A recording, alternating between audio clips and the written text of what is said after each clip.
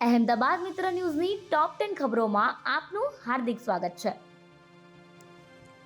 આજે ઓફિશિયલી શિયાળાનો છેલ્લો દિવસ। ભારતીય હવામાન વિભાગ અનુસાર 28 ફેબ્રુઆરી ઓફિશિયલી શિયાળાનો છેલ્લો દિવસ છે, પરંતુ ગુજરાતમાં છેલ્લા એક મહિનાથી શિયાળાનું નામો નિશાન જતું રહ્યું હોય તેમ કાળઝાળ ગરમીનો અનુભવ થઈ રહ્યો છે। તેમાં પણ છેલ્લા 15 દિવસથી તો ફેબ્રુઆરી મહિનામાં જ અગનગોળા વરસી રહ્યા હોય તેવી ગરમી ગુજરાતવાસીઓ સહન કરી રહ્યા છે। આજથી આરટીઈમાં એડમિશન માટે ફોર્મ ભરાવાનું શરૂ। ગુજરાત સરકાર દ્વારા ખાનગી સ્કૂલોમાં 25% બેઠક ઉપર ગરીબ અને જરૂરિયાતવાળા બાળકોને ધોરણ 1માં મફત પ્રવેશ માટે આરટીઈ રાઇટ ટુ એજ્યુકેશન હેઠળ પ્રવેશ માટે ઓનલાઈન ફોર્મ ભરવાનું 28 ફેબ્રુઆરીના શુક્રવારથી શરૂ થયું છે। 12 માર્ચ સુધી વાલીઓ ઓનલાઈન ફોર્મ ભરી શકશે। અરજદારોએ ઓનલાઈન અરજી https://rte.orpgujarat.com પર કરી શકાશે। ગુલભાઈ ટેકરાથી પાંજરાપોળ તરફ જવાના રોડ ઉપર થયેલા ઝૂંપડાના દબાણોને એએમસીએ દૂર કર્યા। શહેરના વિવિધ વિસ્તારમાં આવેલા ટીપી રોડને ખુલ્લા કરવાની કામગીરી મ્યુનિસિપલ કોર્પોરેશન તંત્ર દ્વારા શરૂ કરવામાં આવી છે।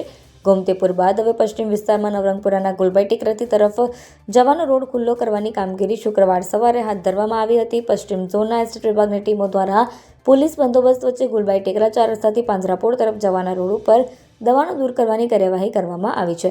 ગુલભાઈ ટેકરાથી પાંજરાપોળ તરફ જવાનો રસ્તો પોલીસ દ્વારા બંધ કરવામાં આવ્યો છે। સુરતની ઘટના પછી એએમસી જાગ્યું, રોડ પર ખુલ્લી ગટરના ઢાંકણા બંધ કરવા સૂચના। રાજ્યના બીજા નંબરના સૌથી મોટા શહેર એવા સુરતમાં તાજેતરમાં જ મ્યુનિસિપલ કોર્પોરેશનની ખુલ્લી ગટર હોવાના કારણે બાળક ગટરમાં પડી ગયું હતું અને તેનું મૃત્યુ થયું હતું। આ ઘટના બાદ જાગેલા અમદાવાદ મ્યુનિસિપલ કોર્પોરેશન તંત્ર દ્વારા શહેરમાં આવેલા તમામ મશીન હોલ, સ્ટ્રીમ વોટર સહિતની લાઇનોના ગટરના તૂટેલા ઢાંકણા બદલવા માટેની સૂચના આપવામાં આવી છે। 181 અભયમની સરાહનીય કામગીરી। અમદાવાદના મણિનગર રેલવે સ્ટેશન પરથી 181ની ટીમને ખૂબ દારૂ પીને આમથી તેમ ફરતી અને ઘણા સમયથી બેસી રહેતી મહિલાની મદદ કરવા માટે કોલ આવ્યો હતો। 181ની ટીમે સ્થળ પર પહોંચી વિગતે પૂછતા જાણવા મળ્યું હતું કે ઘણા કલાકોથી બેન આમ દારૂ પીને ફરે છે અને બેસી રહે છે, જેને પૂછતા તે કોઈ જવાબ આપતી ન હતી। આથી તેમનું કાઉન્સેલિંગ કરતા પીડિતા ઘરે જશે તો ફરીથી ત્રાસ આપવામાં આવશે, જેથી કંઈ સાચું બોલતા નહોતા। મોર્નિંગ વોકમાં નીકળેલા 3 વડીલોના દોરા તૂટ્યા। મહિલાઓના ગળામાંથી સોનાના દોરા તોડી ધૂમ સ્ટાઇલે બાઇક પર ફરાર થઈ જતા ચેઇન સ્નેચરોને પકડવા માટે અમદાવાદ પોલીસને 220 સીસીની 200 બાઇક આપવામાં આવી હતી। હોક સ્ક્વોડ નામે ઓળખાતા આ બાઇક ઉપર પોલીસ કર્મચારીઓ ક્રોસ પેટ્રોલિંગ કરતા હતા અને ચોર લૂંટારૂનો પીછો કરી તેમને ઝડપી લેતા, પરંતુ છેલ્લા 1 વર્ષ કરતાં પણ વધારે સમયથી આ હોક સ્ક્વોડનું પેટ્રોલિંગ બંધ કરી દેવાયું છે। એવું નથી કે સરકારે આ બાઇકો પાછી ખેંચી લીધી છે, પરંતુ આ બાઇકનો ઉપયોગ ટપાલ સમન્સ વોરંટ પહોંચાડવાના કામમાં થઈ રહ્યો છે। 18 વર્ષની ઉંમરમાં 15 સર્જરી થઈ છતાં ધોરણ 12ની વિદ્યાર્થીએ સ્ટ્રેચરમાં સૂતા પરીક્ષા આપી। મન મક્કમ હોય તો તમે કોઈપણ મુશ્કેલીનો સામનો કરી શકો છો। બોર્ડની પરીક્ષામાં ગઝલ પટેલ ધોરણ 12માં કોમર્સની પરીક્ષા આપી રહી છે અને તે અન્ય વિદ્યાર્થીઓ માટે પ્રેરણારૂપ છે। ગઝલ પટેલે 18 વર્ષની ઉંમરમાં 15 ઓપરેશન થઈ ચૂક્યા છે। 6 ફેબ્રુઆરી 2025માં એક સર્જરી થઈ હતી અને 23 ફેબ્રુઆરી અલ્સરની ટ્રીટમેન્ટ થઈ। આ ટ્રીટમેન્ટને કારણે ખૂબ જ દુખાવો થતો હોવાથી માતા પિતાએ ગઝલને પરીક્ષા આપવાની ના પાડી અને ડ્રોપ લેવા જણાવ્યું, પરંતુ ગઝલનું મન મક્કમ હતું, તેણે પરીક્ષા આપવાની તૈયારી બતાવી। ચાર્ટર્ડ વિમાનમાં 3 ટાયર ફાટ્યા, રનવે 30 મિનિટ બંધ કરવો પડ્યો।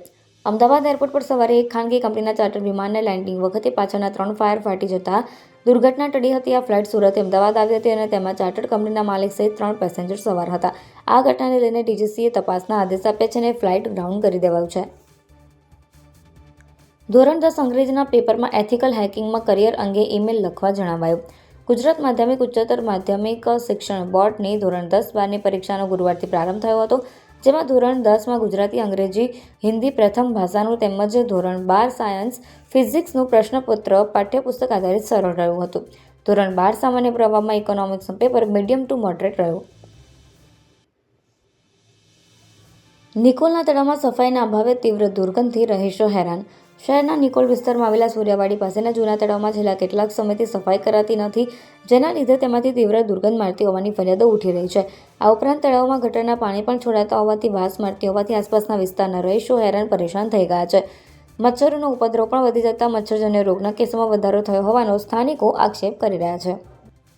અહેમદાબાદ મિત્ર ન્યૂઝની યુટ્યુબ ચેનલને સબસ્ક્રાઇબ કરો અને બેલ આઇકન જરૂરથી દબાવો, જેથી મહત્વના સમાચાર આપના સુધી જલ્દીથી પહોંચે।